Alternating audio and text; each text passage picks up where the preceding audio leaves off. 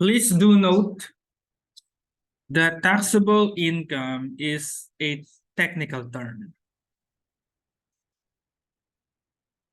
It is defined by the tax code. Pertinent items of gross income specified in the tax code, less deductions, if any, authorized for such types of income by the tax code or other specialists. Hence, yung iba kasi lagi nagkakamali dito. Pag sinabing taxable income, hindi pwede na income subject to tax. Mali yun. Binaliktad lang, mali yun. Why? Defined by the tax code. Section 31 of the tax code. Taxable income, pertinent item of gross income, less deductions. Synonymous to net income. Anong difference? Manner of computation. Sa net income natin, PFRS. Now, we follow PFRS. Taxable income, we follow the tax code. How do we compute taxable income? Gross income, less deductions. Ang tanong, ano ang components ng gross income? Ano ang components ng deductions? If you could see, taxable income is subject to graduated income tax for individual, or regular corporate income tax for corporation. Pag sinabi natin graduated or regular, we refer to the basic income tax. Meaning, for purposes of computation of taxable income, we use gross income as all income subject to basic income tax. Ano daw? Yung sinasama lang natin na income, pag tinanong, how much is gross income? Ang inclusions, lahat ng income na subject sa basic income tax. Lahat ng income na subject sa graduated income tax. Why? Because when we ask how much is the gross income, we are referring to gross income for purposes of computation of the taxable income.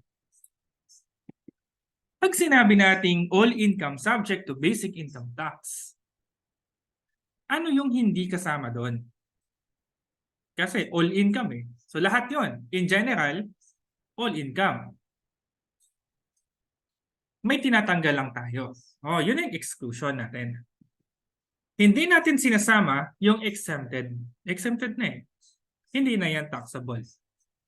Okay, walang ganong konsepto sa PFRS, di ba? Exempted. Sa taxation, mayroon. Hindi natin sinasama yung excluded. Ano mo kiba nun? Basta, yun, exempted or excluded. Hindi rin natin sinasama yung income na subject sa final tax and capital gains tax. So ano ba yun? Mamaya, na may listahan tayo. May summary tayo niyan. Papakita natin. Should be clear, when we say gross income, tinanong, how much is gross income? Addition lang naman yan. Sabi nung iba, ba't ka nag-accounting? No? Plus minus lang naman daw. Ngayon, ano yung i-add natin? Ang i-add natin, lahat ng income na subject sa basic income tax or simply all income not exempted, not excluded, not subject to final tax, not subject to capital gains tax, lahat ng yan ay subject to the basic income tax. So, ganun pala yun, no? Alamin lang natin, una, income yan. Kung income yan, exempt ba yan? Hindi isama. Excluded ba yan? Hindi wag isama. Subject ba yan sa final tax? Wag isama. Subject ba yan sa capital gains tax? Wag isama. Then, the rest, inclusion. Okay. When we define gross income, sabi ng tax code, all income derived from whatever source. Nagbigay siya ng enumeration and we classify them as to compensation income, profession or business income, passive income, and gains. Ano ba yung compensation income? For services in whatever form paid, including but not limited to fees, salaries, wages, commissions, and similar items. Profession or business income, gross income derived from conduct of trade or business or the exercise of profession. Isama na rin natin dito yung partner's distributive share from the net income of the general professional partnership. Why? Kasi yung partner is considered engaged in business or practice of profession. Passive income, interest, rents, royalties, dividends, annuities, prizes and winnings, pensions. And you have the gains derived from dealings in property, could be ordinary or capital. Let's elaborate. Exclusions under Constitution, under the tax code, and under the special laws. Ito na yung passive income subject to final tax. Pag nakita nyo yan, kasi normally tinanong how much is gross income, bibigyan ka ng listahan ng mga items. So pag nakita nyo tong mga items na to, hindi na to kasama sa computation ng gross income. Una, fringe benefits received by managerial and supervisory employees. Ano ba yung fringe benefits? Compensation yan. Hindi monthly basic salary. Fringe benefits nga. Any other good service or whatever na binigay sa empleyado. Sinong binigyan? Managerial and supervisory. Kung rank and file ang binigyan, edi kasama sa gross income. Next, interest from bank deposits. Ganyan tayo, nagsisave tayo, sa bangko tayo naglagay ng deposit, may interest yon, hindi na yun kasama sa gross income. Why? Subject to final tax. Kung meron kang deposit sa bangko, makikita mo, di ba? Meron kang interest. Yan. And then sa yung kasunod ng interest, may nakalagay doon, now withholding. Kung may gumagamit ka ng passbook or statement of account, makikita mo yung withholding. Ano yung withholding? Final tax yun. Bayad na yung tax. Kaya hindi mo na sinasama sa gross income kasi yung gross income ay para sa computation ng taxable income. At yung taxable income ay sinasubject natin sa graduated tax for individual or regular corporate income tax for corporation. So tinatax natin yung taxable income. Kaya yung mga nataksan na, hindi na sinasama. Yung subject sa final tax. Interest under the expanded foreign currency deposit system received by residents. Royalties in general or on books. Cash or property dividends from a domestic corporation received by residents. Okay? Received ng residents yan. Ay, residents. Received ng individuals. Kasi kung makikita nyo, wala dyan. No? Pero pag na-receive yan ng corporation, ng another domestic corporation, tawag natin doon, intercorporate dividends. Exempt yun. Sir, may nakita ko doon sa third bullet, intercorporate dividends. Pero received from domestic by non-resident foreign corporation. Subject sa final tax. Pero kung yan ay received by another domestic corporation, then yan ay exempt. Okay. Ano naman tong share ng individual in the distributable net income tax of a partnership? Kasi yan ay considered as dividends. Okay? Prizes exceeding 10,000, PCSO and Lotto winning exceeding 10,000, other winnings. Ito naman yung subject sa capital gains tax. Gains derived from the sale of shares of stocks na traded through the local stocks exchange and gains derived from the sale of real property located within. So yan lang naman yung mga items na na subject sa final tax and subject sa capital gains tax. Pag nakita natin yan, wag na nating isama sa gross income for purposes of computation of the taxable income. Kasi subject na sila sa ibang klase ng income tax. Example. Resident citizen had the following data in the current taxable year. How much is the gross income? Huwag mong i-add lahat. Kasi nga, mayroong income na hindi naman sinasama sa gross income. Example, interest income from bank deposits na 8,300. Maliwanag? Kasi subject sa final tax.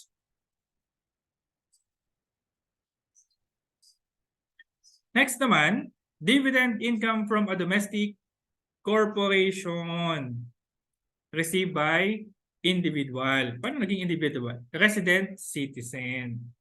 Kasi kung domestic corporation naman ang nakatanggap niyan, hindi rin natin isasama. Bakit? Exempt naman.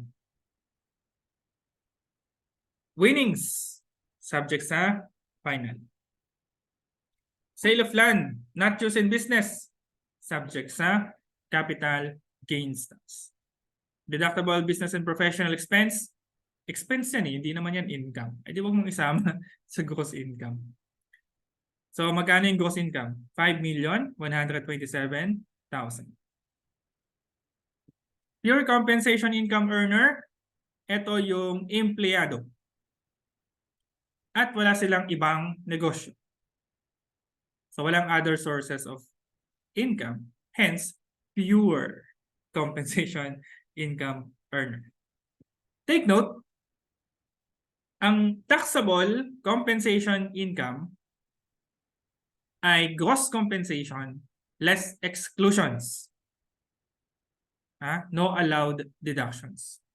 So yung mga kakilala nyo na empleyado, kung may motor yan, papuntang opisina nila, yung gas nun, depreciation ng motor, hindi yon deductible sa income nila. Eh paano kung work from home? Yung kuryente nun, at kung ano pa man na mayroon sa bahay na ginagamit nila, hindi yon deductible. Diba? Yung internet, hindi yon deductible. Ang deductible lang ay wala. Ano po ba yung exclusions? Income kasi yan. No, natanggap. Pero sabi ng law, not taxable. Taxable income for compensation earner is the gross compensation income less non-taxable income. So income na hindi taxable. Such as 13-month pay and other benefits subject to limit. The Minimis Benefits and employee share in the SSS, GSIS, PhilHealth, Pag-ibig contributions, and union dues. Compensation income means all remuneration for services performed by an employee for his employer under an employer-employee relationship. Mahalaga yan ha, kasi tanggalin mo yung employer-employee relationship, magiging professional or business income na yan. Non-taxable, 13-month pay and other benefits not exceeding 90,000. Paano pag sumobra? Taxable ba yung buo? Hindi. Kayo naman. Exempt yung first 90,000. Yung excess ay di taxable dun. De minimis. Mamaya natin tingnan. Ano ba yung de minimis? Mandatory contributions, fringe benefits for the convenience of the employer. Sabi natin dyan, any item na binigay sa empleyado. Binigyan ka ng laptop. Ay, yung laptop naman ginagamit mo sa work. That is for the convenience of the employer. Retirement pay, yan. Dami naghihintay ng retirement. Bata pa lang, gusto na mag-retire. Subject to conditions. Okay? So, hindi lahat ng retirement pay tax ay exempt. Separation pay beyond the control of the employee. Kung napapakinggan yung redundancy, yan, retrenchment, yung mga natanggal sa trabaho kasi mga layoff. Yan, yung natanggap nila na separation pay, record kasi nabayaran sila ng separation pay. Diba, ng pandemic, nag-close yung business, magbayad ng separation pay. Kung may pambayad. So yung mga yon beyond the control of the employee, hence non-taxable. Paano kung nag-resign ka, tapos binigyan ka ng separation pay, mabayad yung employer? Taxable. Within the control ang resignation. Statutory minimum wage, yung mga tinatawag natin na minimum wage earner, exempt yung sweldo nila.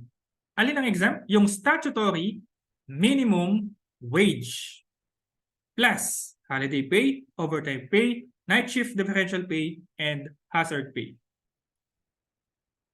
Kung nakatanggap pa sila ng other than the aforementioned benefits, taxable na yon. Alin ang taxable? Yung natanggap nila na other than. Kasi may time na pag nakatanggap sila ng other income, nagiging taxable lahat. May time na mga 2013 yun eh. But the better interpretation, the best interpretation, pag nakatanggap ka ng other income, ay yung other income taxable. Yung mga income na binanggit ng batas, non-taxable still. No? Compensation for injuries or sickness, yung mga exclusions. Fringe benefits received by managerial and supervisory employees, sabi natin, subject sa final tax. May tawag dun sa final tax na yon, fringe benefit tax. Pag natanggap ng rank and file, gross income. Now, subject sa graduated tax rate. Forms of compensation income, pwedeng cash, pwedeng in-kind. Pag cash, paano valuation? Ito yung amount ng cash. Pag in-kind, fair market value. Pag walang fair market value, stipulated price. Binayaran ka ng shares of stocks. Valuation, fair market value of the stock. Binayaran ka ng promissory note. Nagtrabaho ka, tapos binayad sa'yo, pangako. Sinulat naman yung pangako. So, kung non-interest bearing, fair discounted value. You receive. Upon collection, face value less fair discounted value.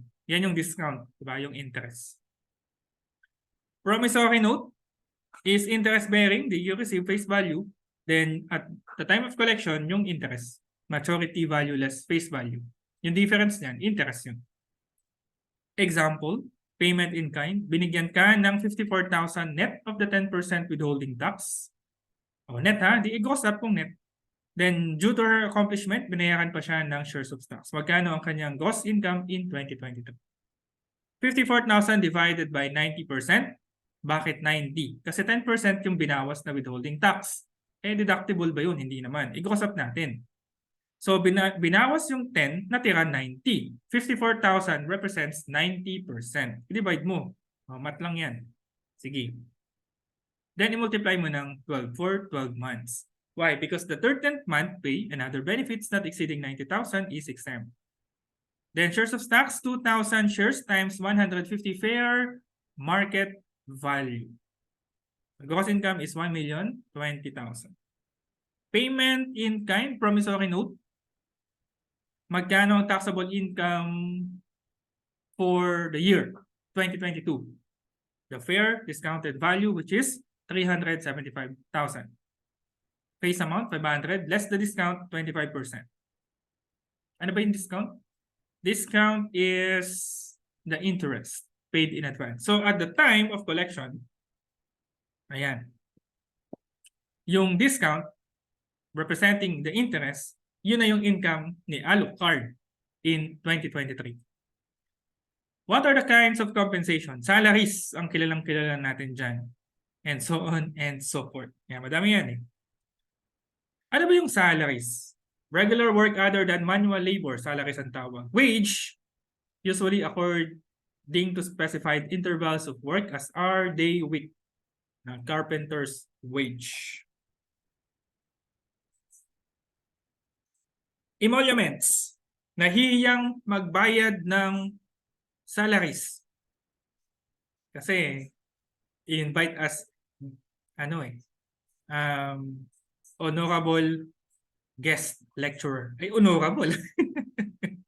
Honorable, babayaran mo. So, hindi binayaran ng salary. Hindi binayaran ng professional fee. Binigyan ng honorarium. Yan. Taxable. Allowance. Whether fixed or variable, hindi yun ang problema eh. Sa pag-determine kung yan ay part ng gross income or exempt. Compensation if not liquidated. Ano yung not liquidated? Binigyan ka ng allowance, fixed or variable, then hindi ka required isole. Dapat mo naman isosole. Hindi ka required magbigay ng resibo para sabihin mo na nagastos mo yan for a specific purpose. Ay di compensation yon. Kasi meron kang liberty to spend the allowance. Kung saan mo gusto. Not compensation, meaning exempt or excluded, if any amount paid specifically either as advance or reimbursement.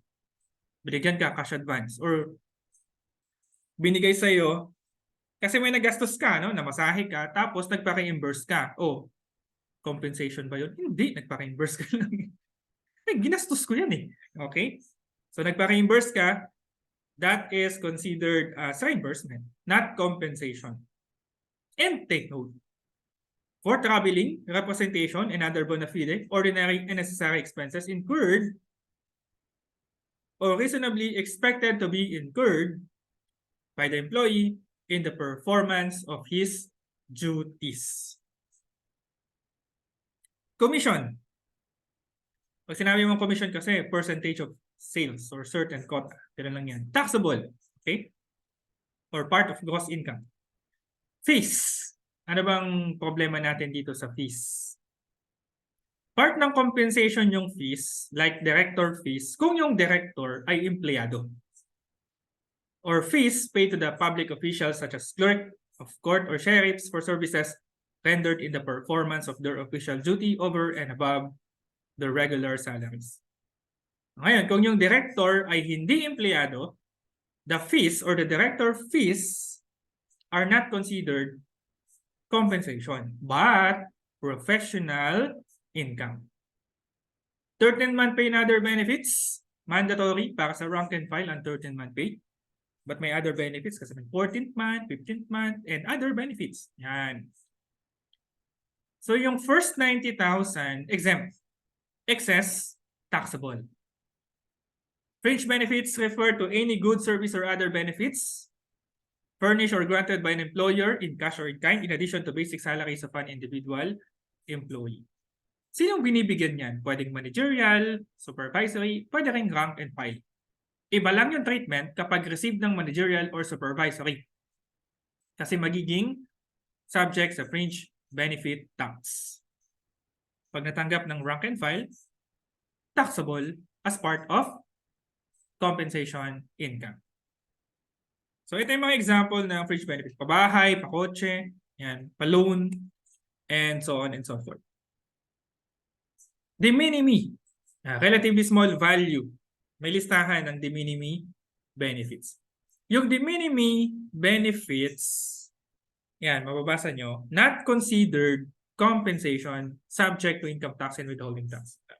Na pag sinabing subject sa withholding tax, ibig sabihin taxable. Kasi yung tax ng empleyado ay binabawas ng employer. No? Sila yung nag-remit kay BIR. O ngayon, anong problema dito? Yung de minimis benefit ay hindi part ng compensation income. Ay ba nandyan sa listahan? Kasi kapag sumobra sa limit, pag may excess, yung excess ay magiging part ng other benefits. Yung other benefits ay subject sa 90,000 limit. Tama? Ito yun, di ba? 13-month pay and other benefits. So yung excess sa de minimis benefits ay not directly taxable, pero subject pa sa secondary threshold. First, you have the de minimis benefits na ceiling. Pag sumobra doon, papasok sa other benefits na 90,000 ceiling. So hindi automatic taxable. Ito yung mga de minimis benefits na. Kung masipag magtrabaho, ayaw magbakasyon, vacation leave credits, minonetize, de minimis if not exceeding 10 days. Okay? Isa sa bang sipag magtrabaho, nakaipon siya ng 20 vacation leave credits. Minonetize niya lahat yung 20. So the first 10, non-taxable. The next 10 na monetize ay subject sa 90,000 ceiling or limit. O, hindi natin pwedeng sabihin na taxable agad. Isa-subject muna natin sa 90,000 limit. Kaya masarap naman sa gobyerno kasi tingnan nyo, second bullet, monetize value of vacation and sick leave credits to paid to government officials and employees. Lahat yan ay de minimis. Yan, nice. Next, medical cash allowance to dependents of employees not exceeding 1.5 per employee per semester or 250 per month. Pang sentrum na kayo. Rice subsidy of 2,000 or 50 kilograms of rice per month worth not more than 2,000. Pero kung dinurado yung binibigay sa'yo, sinandoming, Japan sticky rice, kulang yung 2,000. So yung sobra doon will be subject to the 90,000 ceiling as part of other benefits. And so on and so forth. Okay?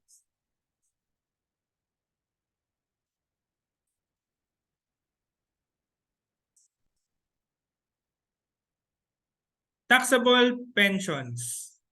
Kasi normally, pag nakapakinggan ka ng pension, ay, non-taxable yan. The general rule, taxable yan. Yung pension. Unless the law provides na non-taxable. Retirement pay. Ganoon din ang retirement pay. Taxable yan unless the law provides na non-taxable. Ayan, ano ba yung non-taxable retirement pay? Ayan, SSS or GSIS retirement pay. Kaya masakap sa gobyerno, no? Pero yung SSS sa private yan, maliit, medyo maliit kasi yan eh. I mean, maliit yan. GSIS yun, okay tayo dyan. Pag nakatanggap ka niyan, non-taxable. No? Hindi part ng gross income. And then you have the retirement pay under 7641 and 4917. Ano ba yan? Ito yan. Kung yung employer ay walang reasonable private benefit plan, then 7641 will apply. Ano ba yun? Taxable unless exempt. Kailan magiging exempt? The retiring official or employee is at least 60 years old, but not more than 65 years old. Must serve the company for at least 5 years.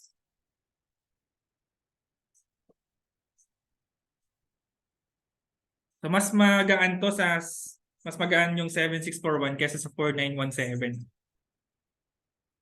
Walang retirement benefit plan yung company, then this will apply. At least 60, basta nakapag-serve ka ng at least 5 years, then the retirement pay is non-taxable. Ano yung 4917? Yung private employer ay may reasonable private benefit plan. Approved yan, ha? Approved ng BIR. Ngayon, the reasonable private benefit plan should be at least equal sa provided by the labor code, which is 1/2 month for every year of service. Dapat ganun, 1/2 month for every year of service. Kasi kung hindi ganun, edi yung law yung magpe-prevent. Anyways, exempted yung retirement pay kung ito naman yung nangyari. Meron siyang reasonable private benefit plan, maintained by the employer, approved by the BIR. The conditions are 10-50. 1. Ano yun? 10. Dapat nakapag-serve ang empleyado for 10 years. 10 years. Mas matagal kaysa dun sa 5 years ng 7641. At dahil mas matagal yung 10 years, mas mababa yung age of retirement. 50 years of age. 50 years of age. Kasi yung isa, at least 60. Yung 60, ano ba yun? Retiring age yun eh. Optional retiring age. Yung 65, mandatory retiring age. So sa 4917, mas matagal ka nakapag-serve, 10 years, mas bata, 50 years of age. Okay? And then availed only once. Anong effect? Retirement pay is non-taxable. Si Mr. M, 51 years old, nag-avail ng optional early retirement under reasonable private plan maintained by his employer, equivalent to 150% of his monthly salary in every year of service. His final salary upon retirement is 24,000. He worked for his employer for 8 years. Pwede bang how much would be excluded from taxable income at date of his retirement? Ay, di wala. Ay, walang sagot. Bakit wala? Pati sagot, di lumabas. Wala. 0 ang pwedeng exclude. Kasi 8 years, 8 years pa lang. Dapat 10 years. Separation pay is taxable if voluntary. No? Pero kung involuntary, like death, namatay, hindi mo naman gusto, di ba? Sickness, disability, reorganization, merger of company and company at the brink of bankruptcy, or any cost beyond the control of the said official or employee, then non-taxable. Pag sinabing any cost beyond the control, edi literal. Wala kang magawa. No, natanggal ka sa trabaho. Wala kang magawa. Hindi ito yung terminated na instance, ha? Wala akong nagawa, na-terminate ako. Ba't ka na-terminate? May kalokohan kang ginawa. Ay, hindi may nagawa ka, kalokohan. Ito yung instance na death, sickness, disability, reorganization, merger, wala kang fault, then wala kang magawa kundi natanggal ka. Now, take note, yung separation pay, isa lang yung condition niya, di ba? Involuntariness. Involuntariness. So, walang requirement ng length of service or age. Pumasok ka sa company. After 1 month, natanggal ka. Kawawa naman. Kasi redundant. Ba't ka hinar kung redundant? Ewan ko, no? Okay, na-retrench. Pagpasok mo, nalugi yung company. May balat ka pala sa puwet. So, separation pay agad. After 1 month, binigyan ka. Although hindi ka naman required bigyan ng separation pay. 1 month ka pa lang. Nalugi agad pagpasok mo. Assuming binigyan ka ng separation pay, non-taxable ba yun? Yes, non-taxable. Bakit? Involuntary. Involuntary. So, hindi natin i-consider yung length of service like 10 or 50 years. Basta involuntary separation pay, considered dyan as non-taxable. Iba yung separation pay sa retirement pay. Medyo clear naman siguro yun. Separation pay, natanggal ka. Retirement pay, nag-retire ka. No, well, hindi ka na maghahanap ng next work, supposedly. Kasi nga, that is the end of your work career. Ano naman yung back wages? Back wages, tinanggal ka illegally. Illegal dismissal. So, the NLRC or the court, probably, nag-order na illegal yung dismissal mo. In that case, pag illegal yung dismissal, babayaran ka at the time na hindi ka na binigyan ng sweldo until the point ng decision.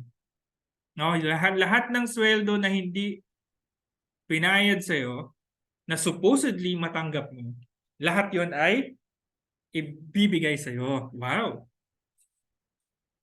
Although stress yan, di ba? Illegally terminated. So stress. Pumunta ka sa court, pumunta ka sa, nagsampa ka ng nagpadole ka, then napunta sa court, nanalo ka, nagkaroon ka ng back wages. So yan, parang bayad yan sa stress eh. O ano ngayon ang tanong?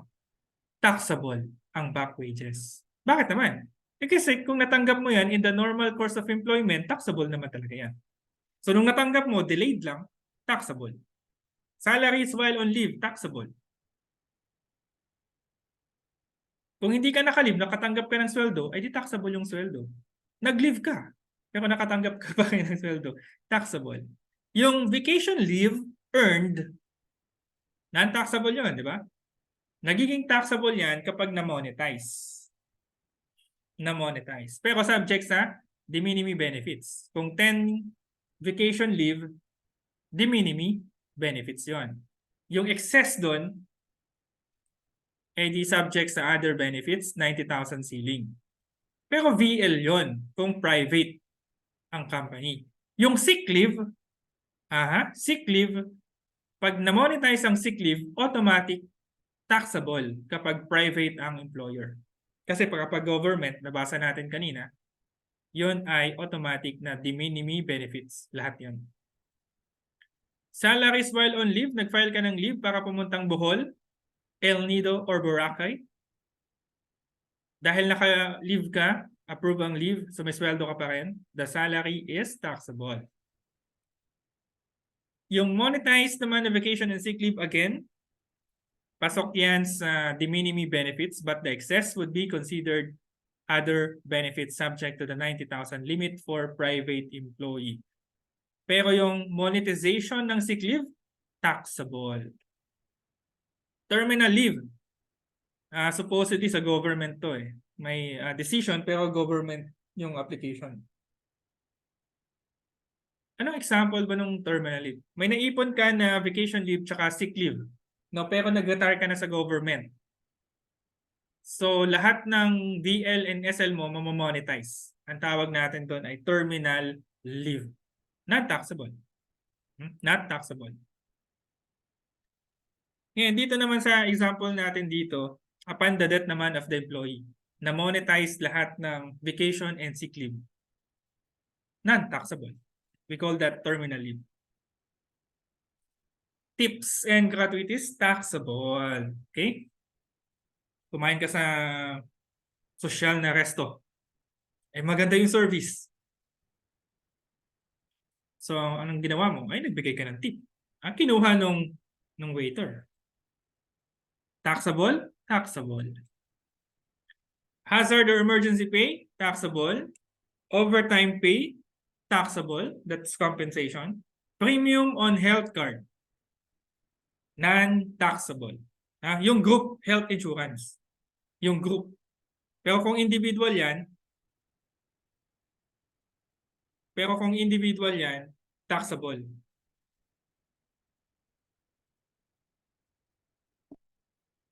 Under the train, ito yung nangyari. Under the train, sabi nung, kasi nawala yung yung premium eh. Dati may deductible na premium.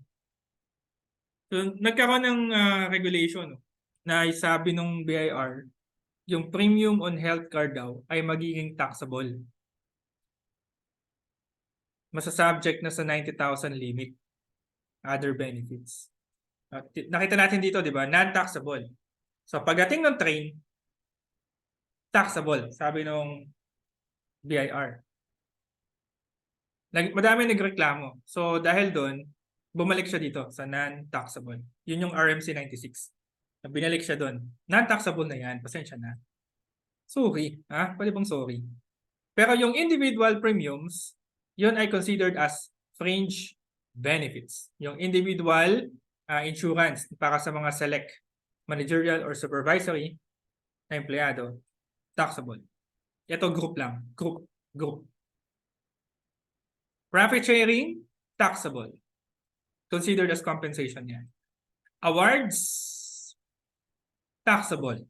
Okay? Beneficial payments, taxable.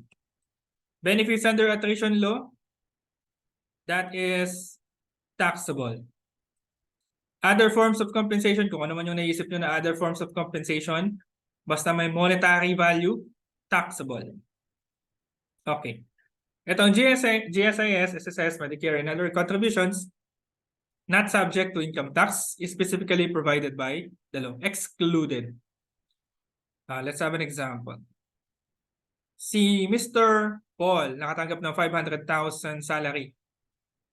Net of 30,000 withholding tax and 8,000 SSS. How much is his taxable compensation income? Ang kailangan lang natin ibalik dyan ay yung withholding tax kasi hindi naman deductible yung withholding tax. Yung 8,000 na binawas na, wag mo nang ibalik kasi non-taxable naman yung 8,000. So, okay, goods na yan. Ito yung ibabalik natin, ha? Itong 30. So, 530,000. Next, kumita siya ng 2,500,000. Gumastos siya para sa transportation kasi sa Laguna siya nakatira. Nagtatrabaho siya sa Fairview. Layo naman. How much is his not taxable compensation income? I did 2,500. Kasi walang allowed deduction ang compensation income earner. Eh, paano siya? Layo naman ang trabaho niya. Kung lilipat siya ng bahay, hindi rin yun deductible. Hindi rin. Eh, yan ang sabi ng batas. How much is the taxable compensation income? Ang dami niyang di ba? Natanggap. May salary, may Christmas gift, anniversary bonus, loyalty award, retirement pay. Aba. So, kanyang compensation income ay salary na 500,000 plus excess sa other benefits. Meron kang Christmas gift, anniversary bonus. Pag binasa natin yung Minimis Benefits, makikita natin, andun yan, Christmas and anniversary. Pero subject sa limit. Kasi yung limit niyan, 5,000 lang. In that case, yung excess na 70 will form part of other benefits. So other benefits na 70 plus loyalty award na 100,000, magkano na yung total other benefits? 170,000. Sama na natin dyan yung 13-month pay, no? So ang exempted lang ay 90. So yung 80,000 na excess, taxable. So magkano yung taxable compensation income? 580,000. Okay? Taxable. Yan. Compute taxable income. Jadi sama lang natin yung taxable income. Tanggalin na natin yung mga hindi taxable like 13-month pay and other benefits. Di naman sumobra ng 90. SSS, di rin naman taxable yan. Total income taxes withheld, 75,000. Add back sana kung nakanet. Gross yung nakalagay . So 500 plus 150. 650,000. Yan na yung kanyang taxable compensation income. Exclusions. How much yung exclusions naman ngayon? So ang exclusions natin, yung Pag-ibig Fund contributions, Union Dues, PhilHealth, SSS, and other benefits na hindi naman lumampas ng 90. So yan na yun. So basically, kailangan alam natin yung kasama sa listahan. No? So familiarize. How much is the total exclusions from gross income? Ang isasama lang natin dito, yung mga income talaga. Kagaya ng 13-month pay, income naman yan, pero hindi taxable. Christmas bonus, hindi taxable. SSS contributions, PhilHealth contributions, and Pag-ibig contributions, income naman yan, pero hindi taxable. So hindi na natin ginalaw yung halimbawa reimbursement of transportation expense, hindi naman talaga yan income. Kaya wag nyo nang isama sa exclusion yan. Exclusion means income pero hindi considered as pero not taxable. And then loan payment, yan, hindi rin naman yan income. So ang exclusions from compensation income ay 89,400. Now, let's talk about professional or business income. Ito yung mga self-employed. Kanina, employee. Ngayon, employer naman. Self-employed could be sole proprietor or an independent contractor. Kasama dito yung hired under contract of service. Basta wala silang employer-employee relationship. Professional income. Walang employer-employee relationship. Exempted. Yung professional fees received by general professional partnership. Hindi yon kasama sa professional, hindi yon taxable. Bakit? Kasi yung partners are liable for income tax on their distributive share. Pag sinabi natin professional, certified by a professional body. Kung hindi certified ng professional body, ang tawag natin ay freelancer. Yun na yung naging term, yung mga freelance. Yung iba, influencer. Yun na yung tawag minsan. Kasi yun ang uso ngayon. So yun yung naging kaibahan nila, no? Certified by a professional body, professional. Like CPAs. Yan. Alam niyo naman kung sino professional body na yan, ba? PRC. Ano naman yung business income? E di magnegosyo ka. Yung natanggap mong na income, business income. Exempted? Ang dami yan. Special laws sa mga yan. When we say doing business, implies continuity of commercial dealings. Isa sa exclusion ay BAMBIs. BAMBI. Ano ba yung Bambi? Kapag ang hindi kasama dito yung professionals, Bambi kapag ang total asset mo, excluding the land, is not more than 3 million. Pwede kang mag-apply. Hindi yan automatic. Pwede kang mag-apply sa DTI. Pag kailangan mo ng tulong, yan. Just ask the question. Yan. Kung paano. So, sa DTI, makikita natin yung listahan at process kung paano maging Bambi. Anong benefit? Ay di exempted ka sa income tax. Gains derived from dealings in property. Ito naman yung mga not in the ordinary course of business or incidental thereto, involving ordinary asset or capital asset. Ito yung mga other income. So meron kang main business at meron kang sideline. Sa mga other income. Ngayon, sa other income, meron tayong ordinary gain and capital gain. So, walang ganyan sa ano. Yung ganyang konsepto, wala naman yan sa walang ganyan sa ano, PFRS, di ba? Sa tax, so kailangan nating tingnan, ano ba yun? Ordinary capital. Take note, hindi kasama dito yung mga exempt transaction under Section 40C. Later natin tingnan yan. Hindi kasama dito yung gains from the sale of bonds, debentures, or other certificate of indebtedness with a maturity of more than 5 years kasi yan ay exempt. Familiar tayo dyan, di ba? Bonds with a maturity of 5 years. So meron kang investment in bonds.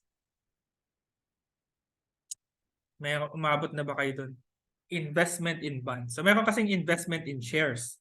O hindi yun, ha? Investment in bonds.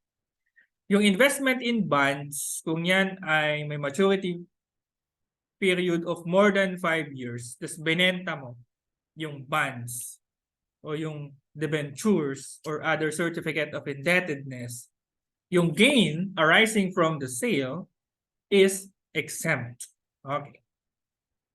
Gains from redemption of shares in mutual fund. Capital gains from sale of principal residence. Yung bahay mo, binenta mo. Subject to conditions. Yung family home. Ano pa, binigyan ka ng regalo. Ay, hindi na yan subject sa income tax. Donor's tax na yan. No, pinamanahan ka. O, hindi na yan subject sa income tax. Estate tax na yan. Next sem na natin yan pag-akalan.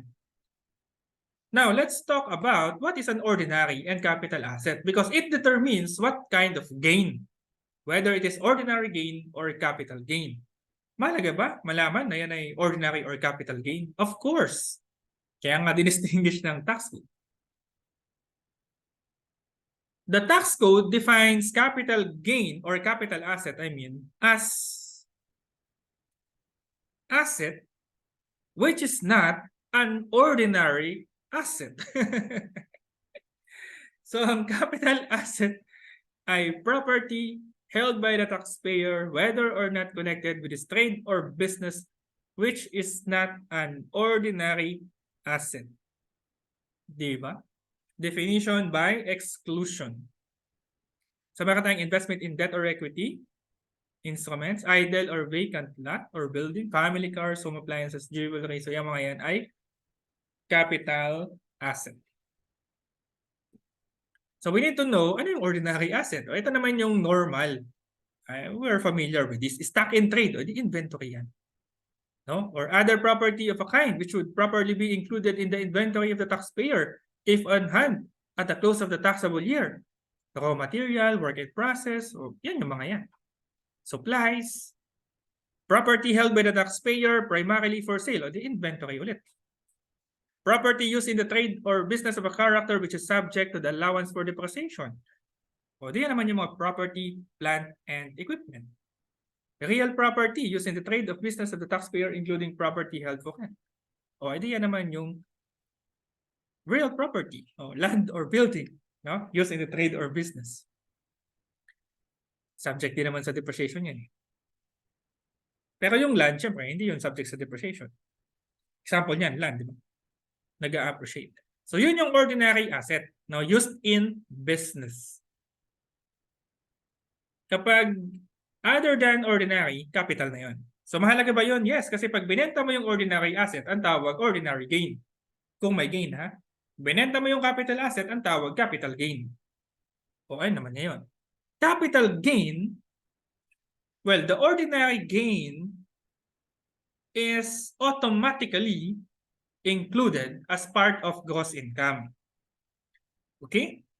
Yung capital gain ay meron tayong tinatawag na capital gains tax. So hindi lahat ng capital gain ay papasok sa gross income. Ang pumapasok lang sa gross income ay all other capital gains not subject to capital gains tax. Ano ba yung subject sa capital gains tax? Again, gains derived from the sale of shares of stocks not traded through the local stock exchange. So yung investment in shares mo, binenta mo, may gain. Pasok ba yun sa capital gain? Part ba yun ng gross income? The answer is no. Binenta. Dapat may realization kasi kung yan ay fair value to profit or loss lang, movement lang ng price, wala namang actual bentahan, hindi yan part ng gross income or capital gain. Why? Kasi wala pa Hindi pa yan pasok sa realization test. Gains derived from the sale of real property located within land or building only for corporation. O ano ba yan? Investment in property. So yung investment in property, kasi land or building lang naman yun. Benenta mo yung investment in property. Pasok ba yan sa gross income? Hindi rin kasi subject yun sa capital gains tax. Pag yung office building, yung building na ginagamit na office, principal office, benenta ng company, pasok ba yun as capital gain? Hindi rin kasi ordinary gain yun. Ordinary asset kasi yung principal office building. So ordinary gain, pasok yun as part of gross income. As ordinary gain. So ano yung papasok as capital gain? All other capital gains na hindi subject sa capital gains tax, which could be other capital gains. Hirap namang i-define yan, no? Other. Or, kung shares of stocks yan, shares of stocks of foreign corporation. Kasi yung capital gains nag-apply lang sa domestic corporation. Or capital gain from the sale of real property outside the Philippines or resident citizen or domestic corporation. Kasi nag-a-apply yung capital gains tax sa sale ng real property located within. Now, take note that capital gain is subject to holding period. Ano yun? Only 50% of the capital gain is taxable if held by an individual for more than 12 months.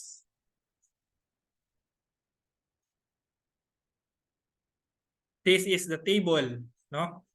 So isa lang yung abangan mo. Individual dapat, more than 12 months dapat, then 50% is recognized for purposes of taxation. Capital gain dapat. Kasi kung yan ay ordinary gain, hindi automatic lahat yun. And then the rest, 100%. Example, meron siyang ordinary gain na 400,000. Siya ay resident citizen, meaning individual. How much capital and ordinary gains are subject to tax? So ordinary gain, lahat yan 400,000. Ay, teka. Nasobrahan. Ang gawin natin, yung table. Ito yung given, no? Meron siyang capital gain with the respective holding periods at meron din capital loss. Yung capital loss kasi deductible only to the extent of the capital gain. So magkano yung capital gain and ordinary gains na subject sa tax? So yung capital gain na may holding period na 6 months, 100% yan. Pero yung more than 1 year, yan ay automatic, ay multiply pala natin sa 50%. So in that case, ito. Ito yung pwede nating i-claim. 50,000, 22,500, and then less 23 less 14. So your capital gain is 35,500. Subject sa basic. income tax. For the ordinary gain, automatic. 100%. Di na kailangang i-memorize. Taxable income, 435,500. Kung corporation yan, tas meron siyang 400,000 na capital gain, ay corporation. Kung siya ay resident citizen na may capital gain na 400,000, magkano gain as part of gross income? So assuming yung 400,000 lahat ay capital gain with a holding period of 4 years, then only 200,000 will form part of the gross income. Subject sa holding period. Assuming si J ay corporation, how much capital gain will form part of the gross income? 400,000. Kasi walang holding period ang corporation. Always 100%. Next. Actual versus presumed. Medyo madaling intindihin. No? Actual, edi sale minus the cost. No? Gross receipts minus the cost. Yun yung actual. Presumed. Hindi siya actual. But the law presumes that that is the gain. Now, the law presumes that the gross selling price or the fair market value, whichever is higher, is the presumed gain for the sale of real property located in the Philippines, classified as capital asset. So doon nag-a-apply yung presumed gain. Sa sale of real property located within the Philippines, classified as capital asset. Now, the actual gain, kung ano yung alam natin, no? Proceeds less cost. Pero sa taxation, may tinatawag tayong cost basis. So, madami nagkakamali dito. No? Ano ba yung cost basis? Ito yun. Cost basis, nakadepende kung paano mo nakuha yung property o paano mo na-acquire yung property. Halimbawa, no, acquired by purchase. Then the cost basis is the purchase price. So, ang gain mo, selling price, yung proceeds mo pag binenta mo, less the purchase price. That is your gain for purposes of computation of gross income. Paano kung inherited yung property? Ouch. The cost base is the fair market value at the date of inheritance. Inherited, di mo naman pinurchase yun. So, hindi purchase price. Maliwanag yun. So, anong gagamitin mo? Fair market value at the date of inheritance. What if acquired by gift? Value in the hands of the donor. Ano yung ibig sabihin nun? Titingnan mo kung paano na-acquire ng donor. Kung na-acquire yan ng donor by purchase, ay yung purchase price ng donor. Yun ang cost base natin. Kung acquired yan ng donor by inheritance, titingnan mo yung fair market value at the date of the inheritance. Papunta sa donor. Eh paano kung acquired ng donor by donation? Ay titingnan mo yung donor ng donor mo. Yung donor mo may donor. So yung donor niya, yun titingnan mo ngayon. Paano niya na-acquire yun? By purchase ba or by inheritance? Kasi kung donation na naman, yari tayo dyan. Edi yung donor niya to the second power. Ang titignan mo ngayon. Okay? Value in the hands of the donor. Halimbawa ito, donated. So, titingnan natin dyan, proceeds, 3 million. Less value in the hands of the donor. Sinong donor mo dito? Si Liam. Pinamigay niya kay Olivia. Pinamigay niya yung jewelry. Si Liam, binili niya. The purchase price yung gagamitin natin na 200,000 kasi yung 200,000 is the value at the hands of the donor. So magkano yun? 3 million minus 200,000 is 2,800,000. So that is the actual gain. But the question is how much capital gain should be included as part of Olivia's gross income. How much should be included?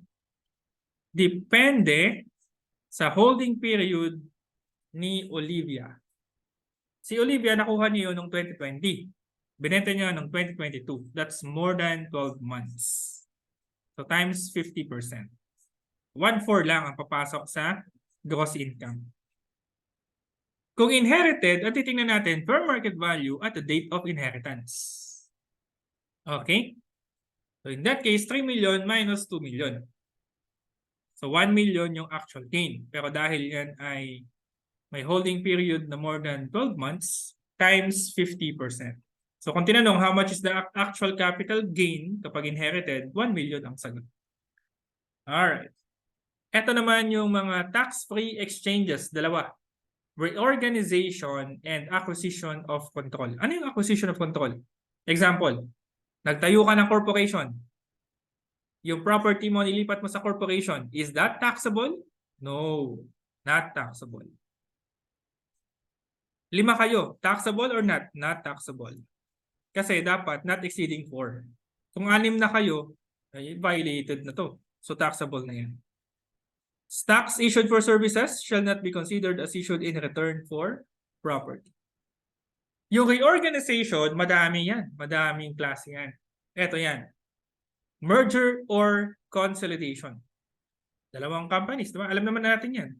A plus B equals C. That's merger. Ay, that's consolidation pala. Kasi merger, A plus B equals A or B. That's merger. Consolidation, A plus B equals new entity, letter C. So that's consolidation. So in that case, nagsama sila. So may transfer of property, exempt. Okay. Walang capital gain. Or acquisition by one corporation. Yung letter C, ganoon din. Acquisition by one corporation. Ba't parehas? Anong difference? Ito kasi, stock yung pinambayad niya. So this is, stock yung pinambayad. I mean, stock yung binili. Acquisition in exchange solely for the voting stock. And pinambayad niya ay stock of another corporation. Okay?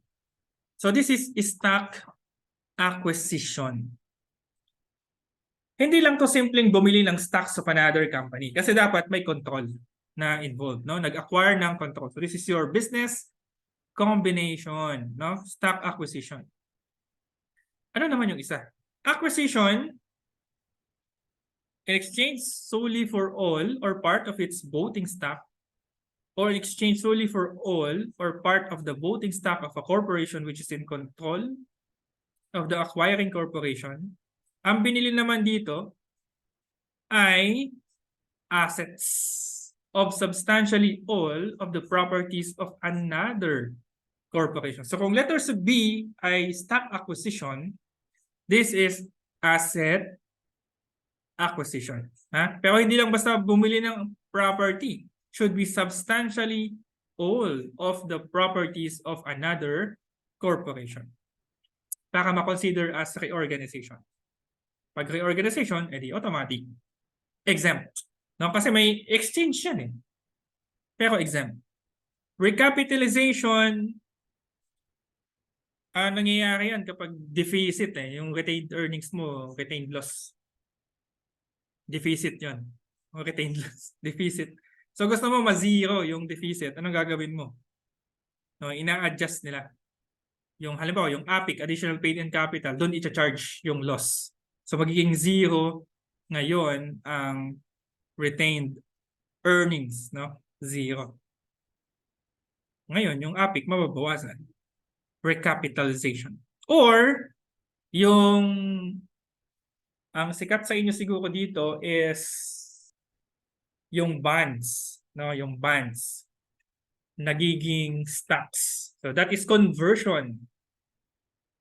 So pag na-convert yung bonds or yung preferred shares na convert into an ordinary stock, ano mangyayari? May exchange, pero the exchange is not taxable. Reincorporation. No? Nagsawa ka na dun sa corporation man. Gawa ka ng new corporation. Pero same. Same assets, same stockholders, new charter. Exempt yan. Okay. BIR rulings shall not be required for the tax-free exchanges. Passive income, ito yung passive income na na-mention sa tax code. Interest, rents, royalties, dividends, annuities, prizes and winnings, pensions.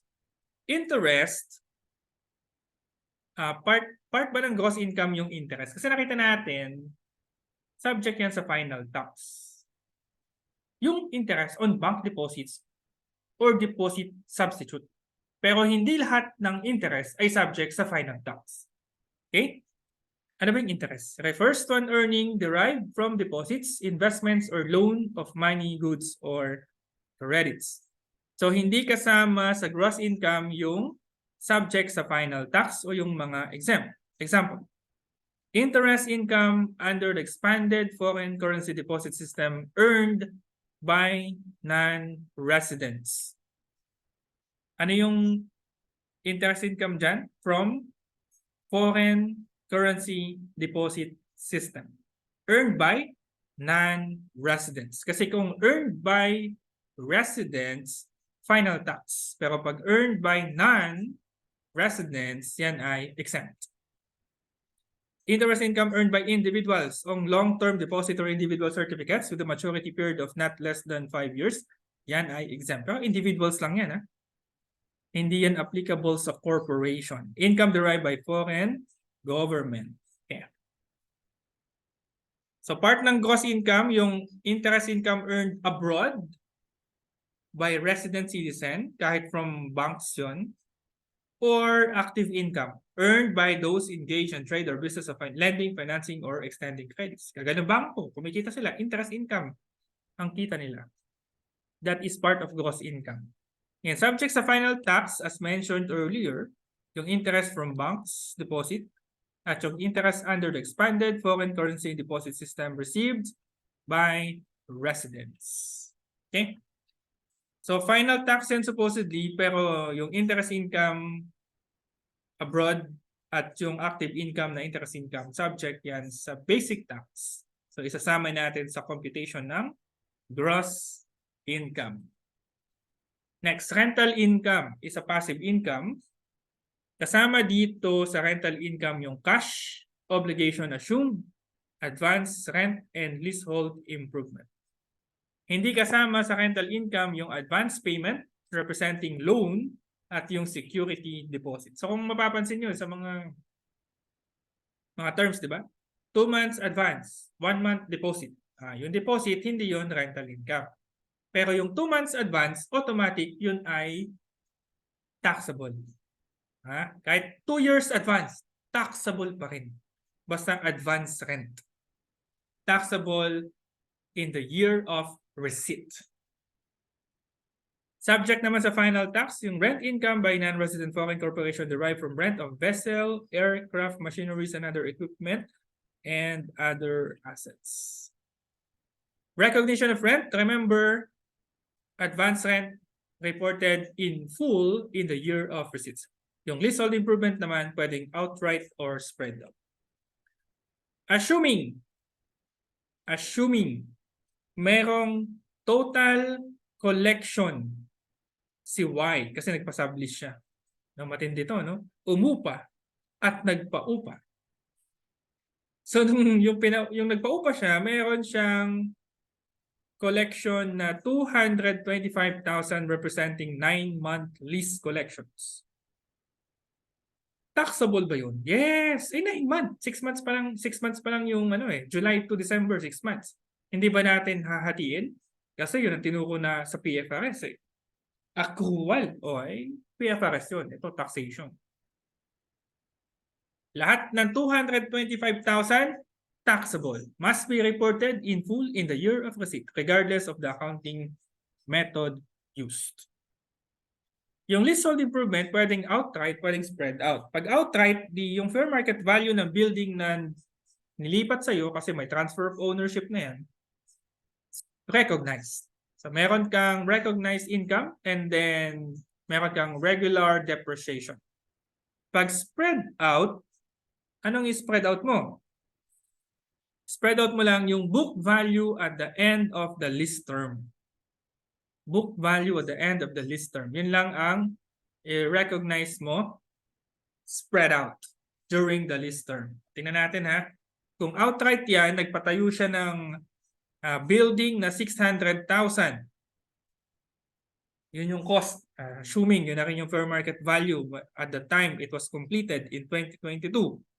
Then, magkano ang leasehold improvement noong 2022 na i-recognize natin as income?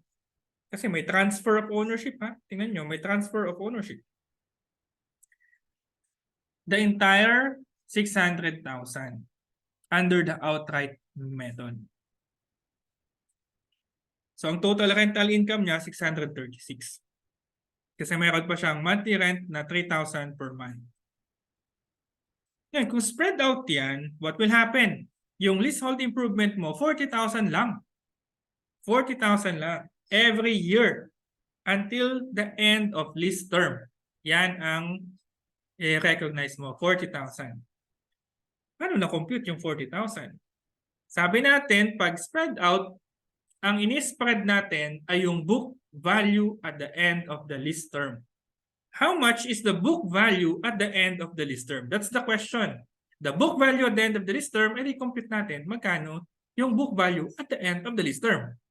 Now, literal, with a cost of 600,000 and expected accumulated depreciation of 360,000. Saan ang galing yun? Your cost is 600,000. No? Divided by the life na 10 years. So, meron kang 60,000 depreciation per year. Now, for how many years? 6 years na lang. Bakit 6 years na lang? Yan ay yung remaining lease term. Remaining lease term. 6 years. Kasi natapos siya ng in 2022 siya natapos. 2021 yung contract. Natapos nung 2022. So, inassume na natin expired na yung 2 years. No? Okay? So sa 8-year lease contract minus 2 years, meron ka na lang remaining na 6 years. Kung kailan mo i-depreciate yung building. So 6 years na lang. So 60,000 times 6, that's 360,000 na accumulated depreciation for the remaining lease term. So magkano yung book value at the end of the lease term? 240. Now, yung 240, yan ang spread natin. 240 divide 6, 40,000. So, 76,000 yung kanyang rental income sa spread out. Royalties, normally, final tax yan. Yung royalties. Refers to the amount paid to another for the use of intellectual property. Pero isasama natin sa gross income yung royalties earned abroad by a resident citizen at yung royalties earned as active business income.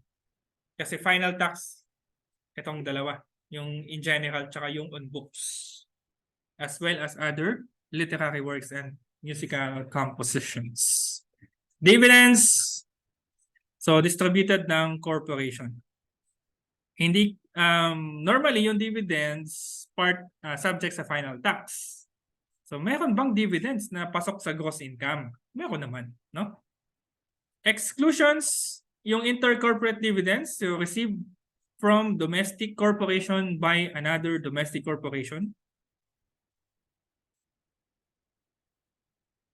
And resident foreign corporations. Okay? So, take note ha, saan nanggaling yung dividends? Sa domestic nanggaling yung dividends. Domestic corporations. At yung inter-corporate dividends received from foreign corporation by domestic corporations subject to conditions. So ito, yung pangalawa, subject to conditions. Subject sa final tax, yung cash or property dividends received by individuals. Received by individuals from partnership except GPP. At yung Inter-corporate dividends received from domestic corporation by non-resident foreign corporation. Subject sa final tax.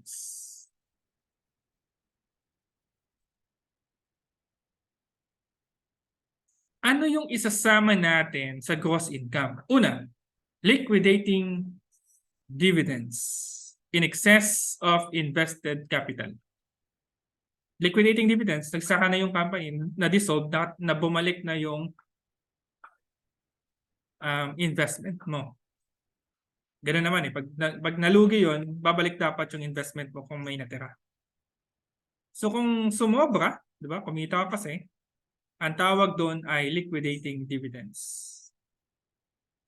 Liquidating dividends in excess, yung sobra, yung income lang, yun ay subject sa basic tax. So it would form part of the gross income. Only 50% kung ang holding period ay more than 12 months. Okay? More than 12 months.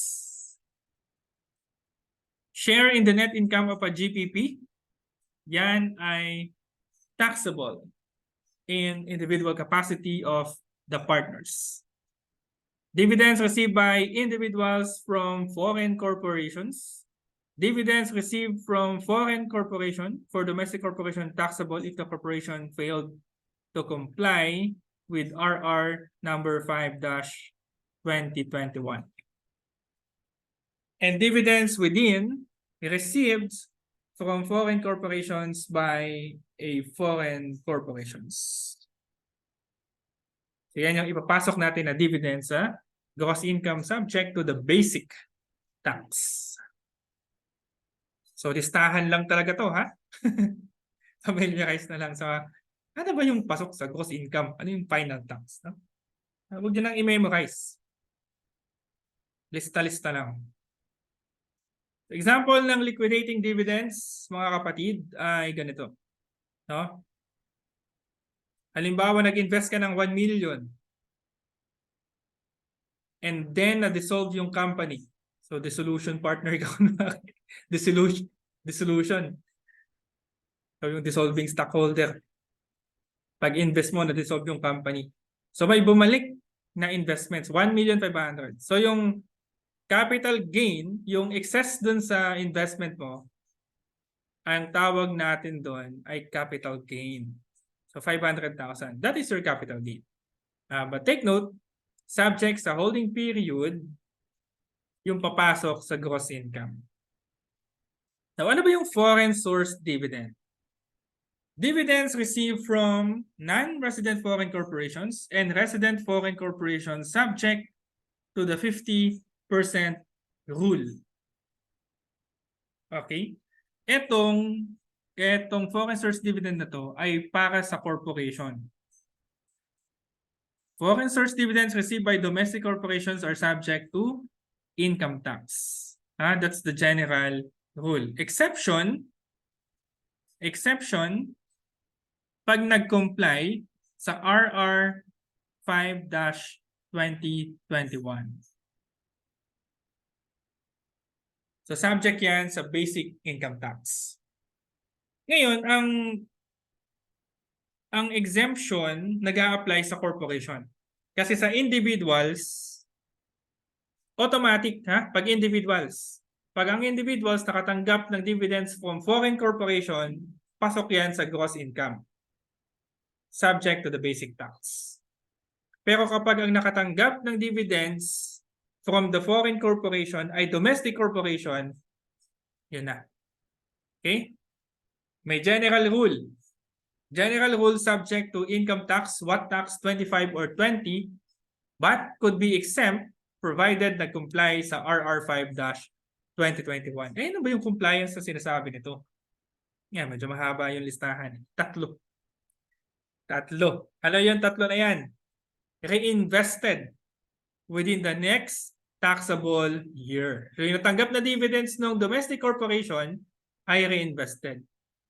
Reinvested saan? Sa working capital, capital expenditure, dividend payments, investment in domestic subsidiary, and infrastructure project. And the domestic corporation holds directly at least 20% in value of the outstanding shares of the foreign corporation and has held the shareholdings uninterruptedly for a minimum of 2 years at the time of the dividends distribution. So reinvested and then 20% to 20% yung kanyang shares na hawak, so meron siyang significant influence, at hindi lang basta-basta 20%. Hawak pa niya yun for 2 years. At hindi lang basta 2 years. Uninterrupted. For a minimum of 2 years. Ang hirap naman. Ma-exempt ng foreign source dividend. Okay. Kung wala yung requisites, edi taxable. Di ba? So tax treatment, edi taxable nga. Okay? Pag hindi na-meet yung requisites, pinapakita lang dito na taxable ang foreign source dividends.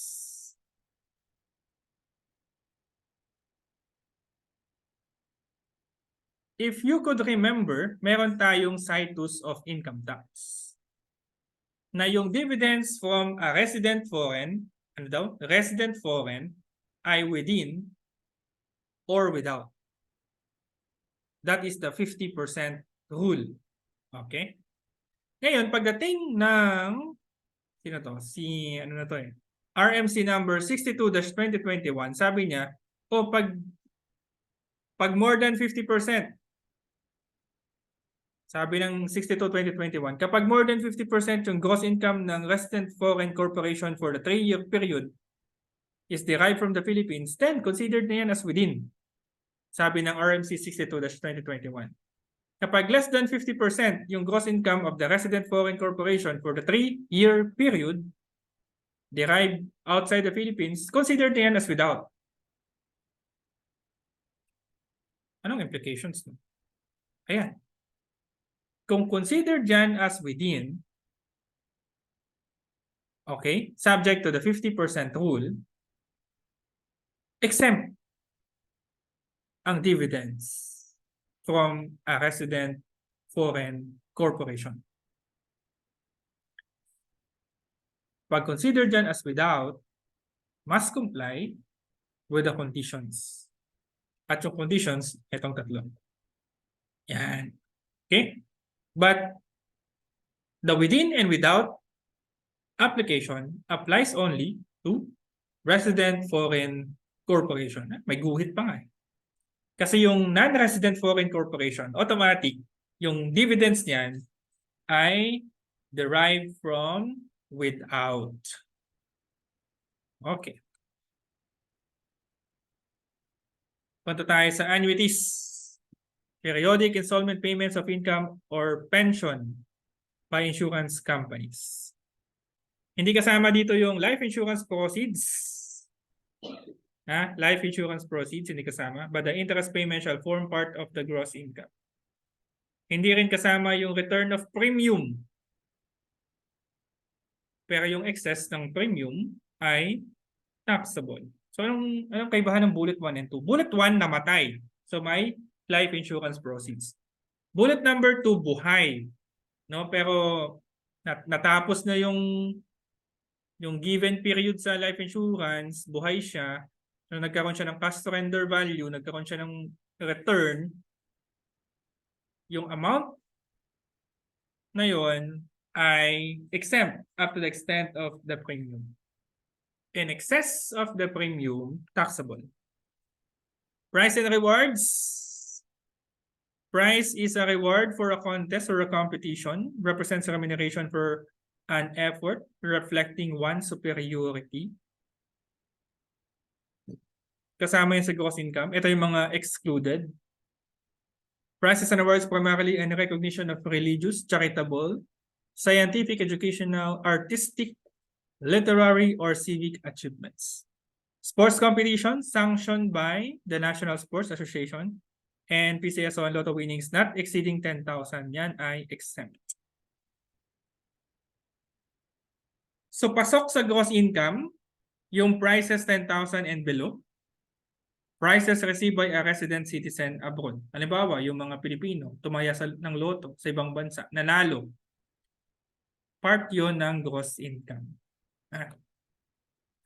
Ang pasok sa final tax, prices exceeding 10,000, PCSO and Lotto winnings exceeding 10,000, final tax and other winnings. Now take note yung corporations ha. All prices and winnings pasok sa gross income. Pensions. No, mga retirement, SSS, GSIS. Although excluded yung sa SSS, GSIS at yung benefits ng United States Veterans Administrations. Net income of a general professional partnership included. Income from whatever source. Kung naaalala nyo, how do we define gross income? Gross income means all income from whatever source. Tapos naglista siya. No? Yung listahan, hindi yon exclusive. Sample lang yon. So may iba pa palang klase ng income. No? Kahit illegal pa yan. Yan ay income. Kagaya na nga sabi ko sa inyo, isang example, yung claim benefit doctrine. Pag may napulot ka, sabihin natin, nakapulot ka ng iPhone. Sabi mo, akin na to. No? Finder's keeper. Supposedly, pag hindi mo na yan binalik or binigay sa authority, theft yan. May napulot ka. Theft yan. So pero sabi na principle ng taxation, dahil kiniklaim mo yan, nasa iyo na, taxable na yan. Considered na yan as income. So from illegal source, pero taxable. So walang pakialam ng taxation kung illegal or illegal yan. Basta yan ang income, taxable. Okay? Ano ba itong mga income from whatever source? Yan. No? Normally, ito yung laging umiikot ng tanong. Condonation of indebtedness, bad debt recovery, and tax refunds or credit. May umuutang sa'yo, hindi na binayaran. Aba, sabi mo, CPA na ikaw, magiging CPA ka naman, pinatawad mo na. Income ba yon ng debtor? No. Gift yon ng creditor. Ikaw na nagpautang, regalo mo yun sa kanya. Ay, nasa ng income doon? Kung pinagawa mo siya ng assignment, sabi ko na hanggang mo ng exercise number 1, hirap naman. 3 hours yung video, tapos 100 yung items. Gawin mo nga pa, tapos pag natapos mo yan, sige, quits na tayo. Wala ka ng utang sa akin. Yeah. Ano yun? Condonation of indebtedness in consideration of the service performed, whether illegal, to or for the creditor. Income on the part of the debtor. So, debtor na ngayon yung mag-report nun as income. Bad debt recovery. Ito yung mga, familiar naman kayo dyan, diba? Bad debt expense. Ni-write off mo. Biglang nagbayad. Ayan, no? So, taxable ba yun? Yung recovery? Taxable to the extent of the income tax benefit. Ganon din sa tax refund or credit, no? Binawas mo yung tax, yung deductible na tax, hindi naman lahat ng tax ay pwedeng ibawas. Halimbawa, real property tax, binawas mo. And then, after deduction, na-refund. So yung refund ay taxable to the extent of income tax benefit. So familiar dapat kayo sa term na income tax benefit. Kasi sa MS, ginagamit yan, yung term na yan. MS or sa financial management. Income tax benefit. Example ng condonation of indebtedness, may umutang sa'yo, ayaw magbayad, pinaglinis mo ng piggery. Yeah. And then condoned yung debt. Binigyan mo pa ng 5,000. How much income should be declared by C? So, 15,000. Yung 5,000 na binigay mo, plus yung 10,000 na condoned debt. Tax benefit rule, meaning, kapag may reduction ng income tax, yun yung tax benefit. Halimbawa, nag-claim ka ng expense. So, may tax benefit. Kasi Dahil nag-claim ka ng expense, nabawasan yung income tax liability. So the reduction in the income tax liability is the income tax benefit. Kung nag-claim ka ng expense, tas walang reduction sa income tax liability, di walang income tax benefit. Kasi may mga expense na non-deductible, o di walang income tax benefit doon. Or, deductible pero nasa loss ka na. Zero na halimbawa yung taxable income mo, naging zero na. Tapos nag-claim ka pa ng expense. May income tax benefit, wala na kasi zero na yung taxable income, zero na yung income tax liability mo supposedly kung walang MSIT. Then in that case, kahit magbawas ka pa ng napakaraming deductions, wala nang further reduction sa income tax. No income tax benefit. Bakit mahalaga yung rule na yan? Kasi dyan natin makikita kung yung refund ng taxes, recovery of bad debts, lahat ba yan, yun ba ay taxable? So, tingnan natin ha. Ito yung mga non-deductible taxes. Ano naman ngayon kung yan ay non-deductible taxes? Refund ng mga yan ay hindi magiging taxable. Because at the first place, hindi naman sila deductible. Okay, tax benefit rule. Meron tayong write-off. Sa case A, nag-write-off tayo ng 2,000. Then na-recover natin 2,000. How much is the income? The full amount. Bakit? May income tax benefit. Case B, write-off ay 2,000, but take note, nasa loss position na siya. 60,000 loss na. So yung deduction mo ng 2,000 write-off, wala nang effect sa income tax liability. At the first place, wala na siyang income tax liability. So the recovery of 2,000 will yield no income or income subject to tax. Case C, no? Meron siyang 5,000 na income, taxable income before the write-off. Nag-write-off ka ng 6,000. In that case, 5,000 naging zero. And then further to negative 1,000.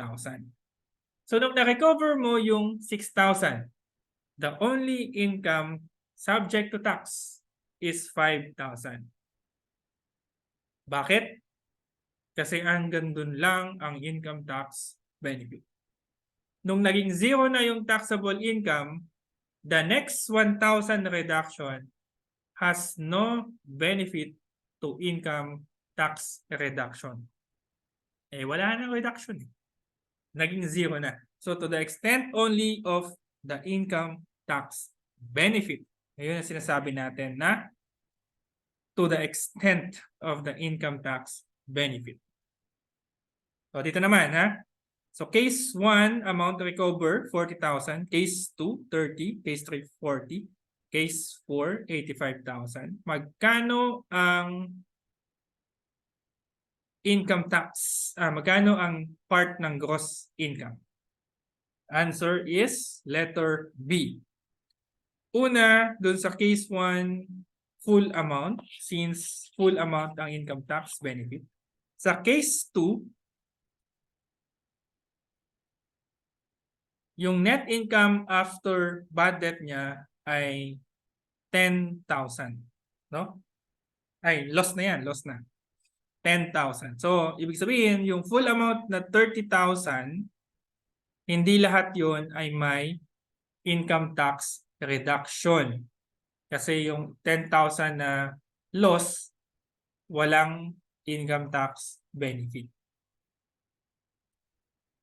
So, ibabawas nyo lang. 30 minus 10, 20. So, hanggang 20 lang yung may income tax benefit. Case 3, lahat yan ay taxable. Case 4, parang case 2 rin, 85,000 full amount recover. less 15,000 na loss, kasi yun ay walang income tax benefit. So 70,000 lang yung may income tax benefit. Exclusions. So basically, isa-summarize lang natin dito yung mga na-encounter natin na exclusions. Kasi tinapat natin eh. Sinabi natin, oh, part 2 ng gross income. Pero sa income na yan, excluded itong mga items na to. Ano-ano ba yung mga yon? No? Life insurance proceeds, but the interest payment shall be included in gross income. For example, namatay. Dahil namatay, nagkakaroon siya ng life insurance proceeds na 2 million. How much is the taxable amount? Wala. Anong reason ng batas? Life is capital.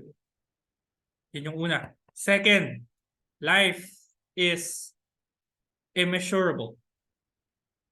Hindi mo masukat eh. Yung life ng tao considered as capital. Pangalawa, hindi mo alam, o hindi mo ma-value, no? Hindi mo ma-value yung life. So kung walang valuation ng life, walang cost. Insurance proceeds, less cost, hindi mo question mark yung cost. So in other words, walang income na mako-compute kapalit ng buhay ng tao. Ngayon, minsan nagkakaroon ng gantong problem. Including, yun lang, 12% compounded interest per year. Pag ganyan ang usapan, yung 2 million, hindi lahat life insurance proceeds. May interest. So we have to break it down, yo. Yung proceeds sa 2 million, ibawas natin doon yung value of the life insurance proceeds. Present value lang yan. Magaling kayo dyan. 2 million times 1.12 raised to negative 2. Yan. So 1,594,387.76 centavos. Kung ayaw mo ng ganun, edi 2 million divided by 1.12. Divided by 1.12 again. Same amount. So yung difference ng proceeds less the value, the present value, that is interest. Interest. Taxable. Sir, subject po ba sa final tax? No, subject sa basic tax. Kasi hindi naman yan galing sa bank deposit. So basic tax yan ha. Part of gross income. Return of premium naman, no? Nabuhay. Halimbawa, si Roger, nabuhay after 10 years. So nakaka-receive siya ng cash surrender value. Ang total na binayad niya na premium, 400,000. Ang total na na-receive niya na cash surrender value, 1 million. Di may excess. Yung 400,000 exempt, pero yung excess doon taxable. Part of gross income. Halimbawa, ito naman. How much is subject to tax? So, yung life insurance proceeds upon the death, that is non-taxable. Yung premium na 50, non-tax, pero yung excess na 100, that is taxable. Rental income on inherited property is taxable. Involuntary separation pay is non-taxable. In that case, 175,000 ang subject to income tax. Gifts, bequests, and devices are non-taxable, but income from such property is taxable. Halimbawa si YSS, meron siyang commercial establishment, no, na na-inherit. 10 million. Na kumikita ng 2 million. So magkano ang kanyang gross income? Only 2 million. Yung rental income lang. Compensation for injuries or sickness plus the amount of damages, whether by suit or agreement on account of such injury or sickness. Kasama dito ang, so when we say kasama, excluded, ay kasama tas excluded. Ang labo naman. Kasama sa exclusion. Kita mo talaga ang taxable, ang taxation. Basta ito, excluded from gross income. Yan. Yung compensatory damage, actual damage, moral damage, exemplary, attorney's fees, and cost of the suit. Excluded. Included ang consequential damage at ang damage arising from the breach.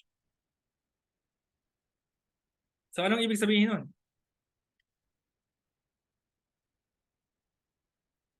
Lahat ng yan, mga damages na yan, hindi taxable. Pero kung yung compensation mo sa damage ay arising from the breach of contract, kunyari na yun business transaction na yun. Walang kinalaman yun sa injuries or sickness. Or yung consequential damage. Halimbawa niyan. Yung sasakyan mo na tig 1 million. Tapos binayaran ka ng 1 million, na-UPIC yung 1 million na sasakyan mo, nasira. Tapos binayaran ka ng 1,500,000. Edi yung 500,000 taxable. Another example. Yung salary mo na hindi mo nakuha dahil may sakit ka, binalik sa'yo nung may kasalanan, nung parties at fault. Di yung salary na yun ay taxable. Consequential damages. Income exempt under treaty. Retirement benefits. Again, sa Republic Act 4917, no, kung meron siyang reasonable private plan, 0. Kasi 8 years lang to, dapat 10 years. Separation pay, again, for any cost beyond the control of the said official or employee. Benefits under United States Veterans Administration. SSS, GSIS, mga exclusions. Income derived from investments by foreign government. Income derived by the government or its political subdivisions. Yan ay exempt. Yung income derived by the government or its political subdivision, dapat yan ay from the exercise of government function. Exercise of government function. Kasi kung, halimbawa, isang government, isang GOCC, halimbawa, GOCC, nagparenta ng office. Okay, may compound siya. Tapos may isang building doon, pinarenta niya sa isang private corporation. Then the rental income is taxable. Hindi naman kasi yung exercise ng government function, yung magparenta ng office. But the following GOCCs are exempt from income tax. GSIS, SSS, PhilHealth, and Local Water District. So yung GSIS, kung may property yan, pinarenta niya sa private corporation, yung rent na yon ay non-taxable. Okay? Non-taxable. Hindi kailangan na exercise ng essential function because the tax code explicitly provides na exempt sila. Okay. Prizes and awards in recognition of religious, charitable, scientific, educational, artistic, literary, or civic achievement. But only if the recipient was elected without any action on his part to enter the contest proceeding, and the recipient is not required to render substantial future service as a condition to receiving the prize or award. Prize and awards in sports competition, the keyword here is sanctioned by the National Sports Association. So kahit yung prize na yan ay galing sa local, international, kahit saan pag ginanap yan, Philippines or abroad, basta sanctioned by the National Sports Association, exempt, excluded, no? Remember, dapat sanction, dapat accredited. Kasi no accreditation, no exclusion. So, halimbawa, nanalo si Freya ng gold sa 2020 Olympics 400 meters category. Tapos binigyan siya ng 1 million prize money. They exempt yun. Okay. Kasi sanctioned siya ng Olympics na yan. So, sanctioned by National Sports Association. 13th month pay and other benefits not exceeding 90,000, exempt yun. Yung sumobra doon, taxable. Example, okay. How much of the foregoing is subject to income tax? So, for the total benefits of 140,000, yung 13-month performance, Christmas, 14-month loyalty bonus, total 140,000. Less exclusion na 90. So the taxable benefit is 50,000. GSAS, SSS, Medicare, and other contributions exempt.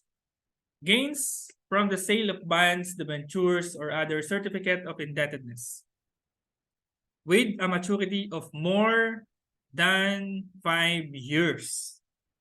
Excluded. Excluded.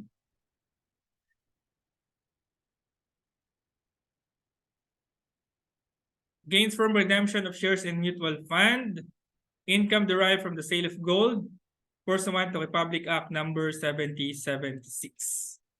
And we also have exclusions under special laws. Ang dinidiscuss ko lagi dito si Bambi. No?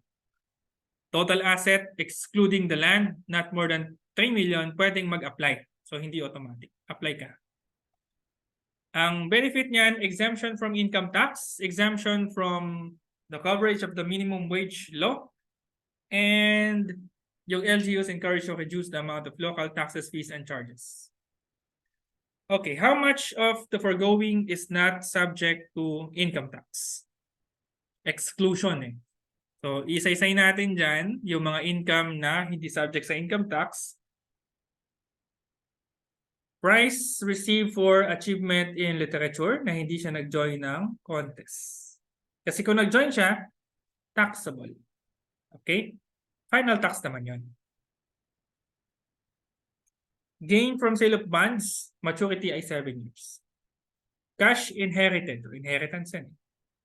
Proceeds of wife's life insurance, or life insurance, excluded. Amount received as a return of premium 1.5. Kaya putol yung line hanggang 1.5 lang.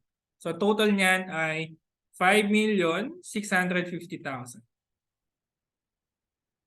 How much is the total amount of excluded or exempted income? So again, yung retirement benefits, okay, nag-serve siya ng 12 years. So excluded. Lump sum benefits received from SSS, excluded. Interest income from bonds, deposit substitute. So pag sinabing deposit substitute, hindi sa bangko. Pero subject pa rin sa final tax kasi considered as public yung deposit substitute, hindi private placement. With a maturity period of 7 years. Excluded. Kasi nga, excluded or exempted yung interest income from long-term deposit. And take note, ano to ha? Deposit substitute. Deposit substitute. Interest on long-term deposits with a maturity period of 5 years, excluded. Yung iba, taxable, malamang. No? Halimbawa, yung prize in a sports tournament sponsored by a group of businessmen promoting health products. Taxable yan. Gain from sale of bonds with a maturity period of 4 years. Taxable. Kasi dapat more than 5 years yung gain from the sale of the bonds. Philippine Lotto winnings. Final tax yan eh. Share in the net income of a business partnership. Final tax din yan.